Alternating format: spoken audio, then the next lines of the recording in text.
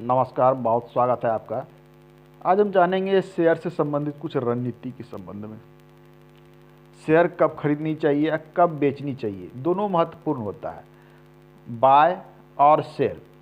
यदि आप सही समय पर इसे खरीद लेते हैं और सही समय पर मार्केट में सेल कर देते हैं तो आपको क्या होता है कि प्रॉफिट आपको नज़र आता है।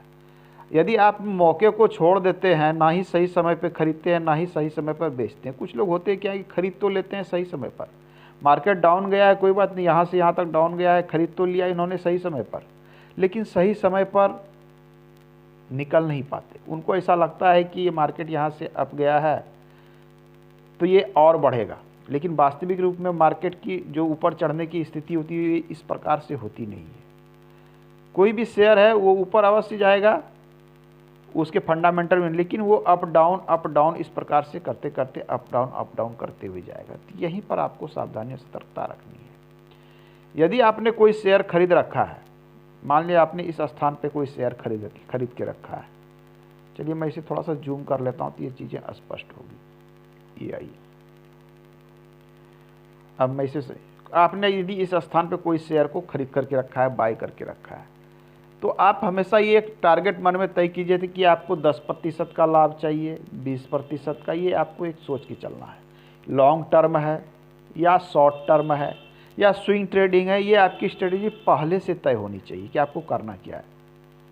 तो इसमें आपने खरीदा, ठीक है, यहाँ से मार्केट अप गया तो आपको थोड़ा सा पोजीशन से यहाँ पोजीशन काट लेना है। अर्थात है कि आपने यदि यहाँ पर 100 क्वांटिटी खरीदी है, आपको यहाँ 10% का लाभ, आपने एक टारगेट सेट किया था हमें 10% चाहिए और 10% आपको मिल जाता है, तो आपको 100 क्वांटिटी यहाँ पर नहीं बेचनी है। ये हमेशा ध्यान में रखना है।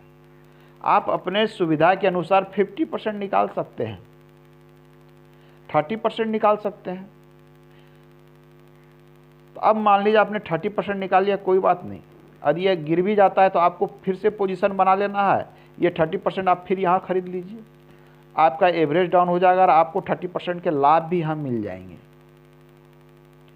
पुनः जब बढ़ता है शेयर, कोई बात नहीं, यहाँ से बढ़ता है, एक टारगेट पे चला गया, फिर इसमें से हम 30% या 50% निकाल दिए, 50% फिर मौके मिलेंगे, नहीं मिलते हैं कोई बात नहीं। बेनिफिट आप यहाँ से मार्केट से, इसलिए कहता है कि मार्केट एक समान चलता नहीं है, आपको समय समय पर प्रॉफिट वहाँ से बुक करते रहना चाहिए। एक बड़ी क्वांटिटी खरीद ली है आपने, 100 खरीद लिया, 500 खरीद लिया है, यदि आपने 500 शेयर किसी चीज़ के खरीद लिए हैं तो आप यहाँ पर यदि एक बार ऊपर चला गया मार्केट तो यहाँ पर आपने प्रॉफिट बुक कर लिया, कोई बात नहीं, यहाँ से गिर भी सकता है, नहीं भी गिर सकता है, ये ऊपर जा सकता है, पुनः यहाँ पे प्रॉफिट बुक कर लीजिए। ये इसलिए कहते हैं कि यहाँ पर जो है आप 30% निकाल, मान लिया 100 क्वांटिटी आप यहाँ निकाल देते हैं 500 से, 400 बचे हुए, पुनः यहाँ पे जाके आप 100 क्वांटिटी निकाल दीजिए, 300 बच गए। हो सकता है थोड़ा सा डाउन जाए, अधिक डाउन गया तो आप यहाँ पर पुनः इसमें से एंट्री कर जाइए, फिर यहाँ से जो आपने क्वांटिटी बेचा है क्वांटिटी को खरीद लीजिए, पुनः आपके पास 400 शेयर होंगे, पुनः ये ऊपर जाएंगे, फिर यहाँ से आप उसमें से 100 200 कुछ न कुछ आपको निकालते रहना है।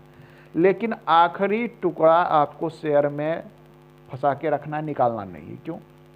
क्योंकि जब आप लंबे समय तक किसी शेयर में बने रहते हैं तो आपको उस शेयर से संबंधित बहुत सारी आइडियाज हो जाती है कि ये किस समय गिरने वाला है, किस समय चढ़ने वाला है, इसके प्राइस रेशियो क्या थे, इसके फंडामेंटल्स क्या थे, इसके विषय में आप बहुत कुछ जानने लगते हैं। तो एक अनुभव हो जाता है कि ये शेयर अब चढ़ा है, अब गिरेगा, अब चढ़ा है, अब गिरेगा, अब गिरेगा। तो इसलिए जब भी आपकी एक क्वांटिटी इसमें फंसी रह जाती है तो बेनिफिट, एक क्वांटिटी यदि आप इसकी फंसी तो आप उस शेयर को बराबर देखते रहते हैं, क्योंकि उसमें आपका पैसा फंसा है, तो आपको एक अनुभव मिलते रहता है कि ये कब क्या कैसे इसमें हो रहा है। तो इस प्रकार की चीज़ें हैं कि कुछ जो अच्छे फंडामेंटल वाले शेयर हैं आप उसमें इन्वेस्ट करें, बेनिफिट भी निकालें, समय समय पर पोजीशन भी काटें, समय समय पर उसमें एंट्री भी करते रहें, जैसे ही डाउन आया एंट्री कर लिया। तो इससे क्या होता है कि आपको उस शेयर के विषय में बहुत कुछ जानते हैं, ग्राफ चार्ट पैटर्न के साथ साथ उसके फंडामेंटल का आइडिया हो जाता है। तो आज के अंक में इतना ही, मिलते हैं अगले अंक में, पुनः बात करेंगे। धन्यवाद।